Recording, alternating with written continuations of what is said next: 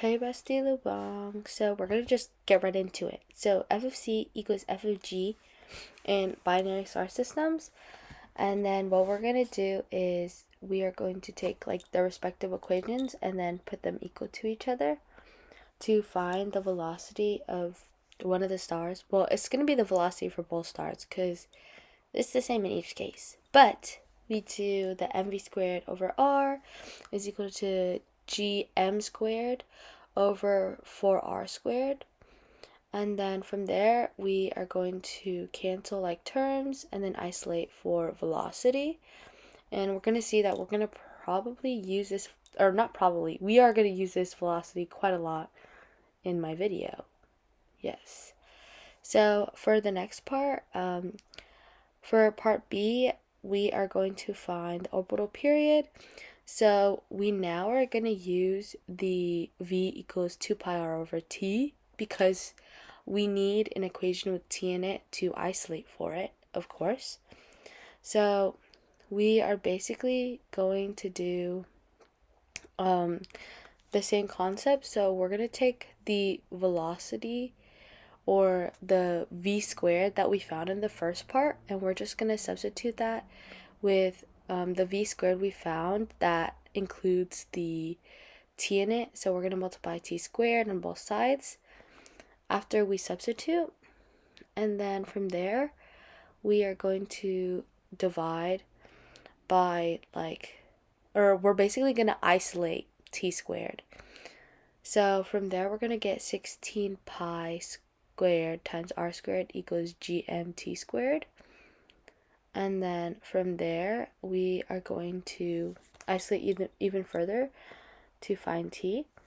And then when we isolate to find t, we are going to find that t is equal to 4 pi r times the radical and then r over gm. And then the next part C, for total energy, I don't even know why I put an equal sign to U. Like, please ignore that. But U equals negative gm times m over r. And then Ke is going to be 1/2 mv squared. So for E total, we're going to set up the potential energy and the kinetic energy. And we multiply kinetic energy by 2 since there's 2 binary stars. So from there, we're basically going to substitute for the equation that I stated in the beginning. And then once again, the v squared pops right back up from the first part. And I'm just going to substitute that in for the kinetic energy.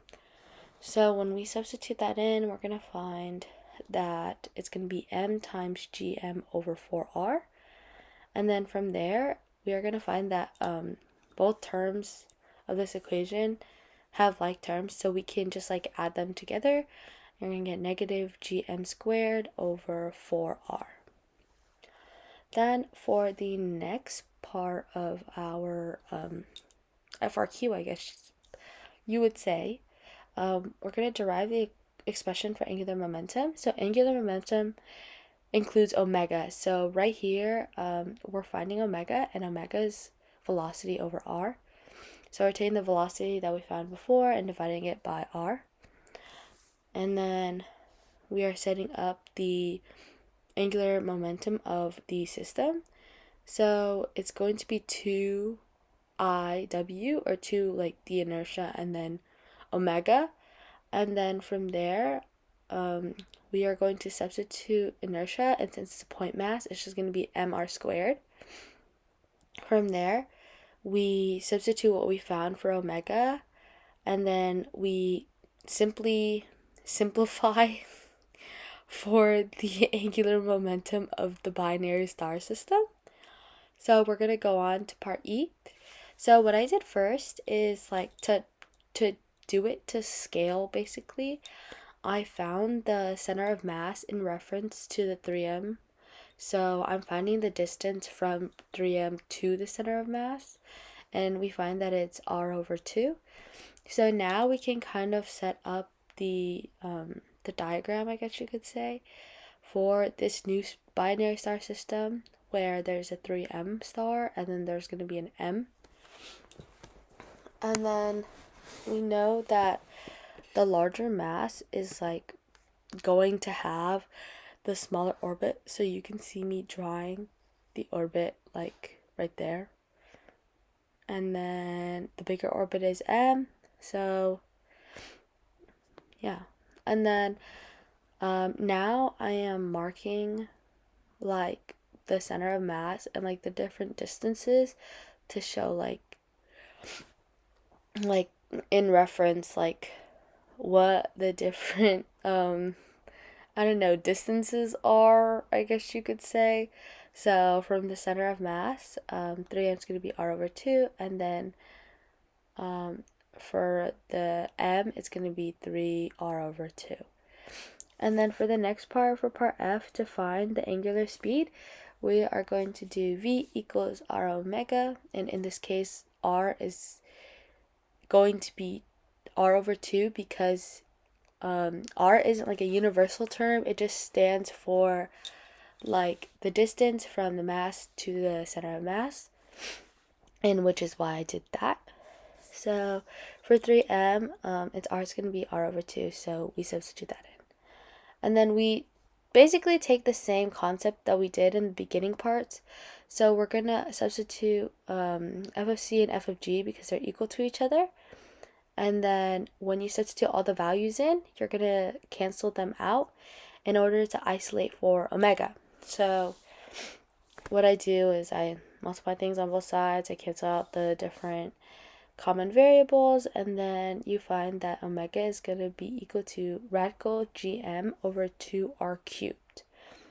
And then for the next part, for the orbital period, what I did, since orbital period is going to be 2 pi over omega, I simply, just to like solidify my claim, I guess, I found the omega of just the m mass, and then I did the same thing as I did in the step before. So I did the v equals r omega, and then I substitute that into f of c equals f of g for the m mass though. From there, you basically cancel out all the like terms and you isolate for the omega.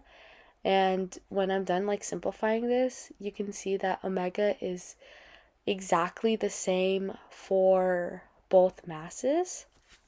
So when you substitute the omegas in for each respective mass for the t equation, I guess you could say, since omega is the only variable that changes, you see that the time period for both masses is going to be exactly the same.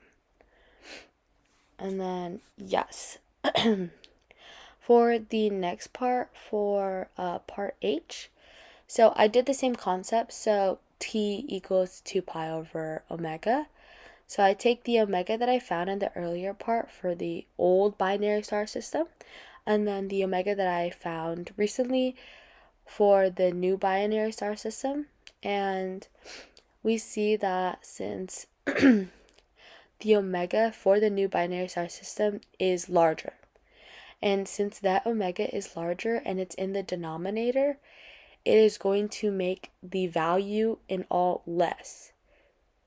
So since omega new is greater than omega old, then the new time period is decreased from the old one. Okay. So moving on from that, to find the ratio of orbital speed, we once again bring back v equals r omega. And since each respective mass has its own r, you basically put r in front of the omega that we found earlier to find each velocity. And then we're just going to do the velocity of the 3m over the velocity of m.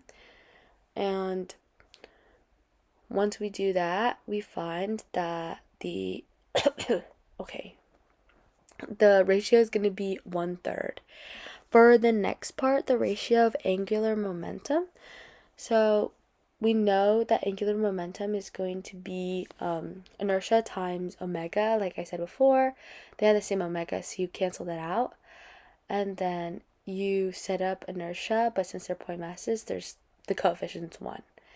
So we find that it's going to be 3 mr squared over 4 and then 9 mr squared over 4, and it's going to be 1/3 for the ratio between the angular momentums. For the angular momentum of 3m over the system, so we do the inertia times omega like we did before, but for L of the system, we do the inertia of the system. So we're going to add the inertia of the two masses together.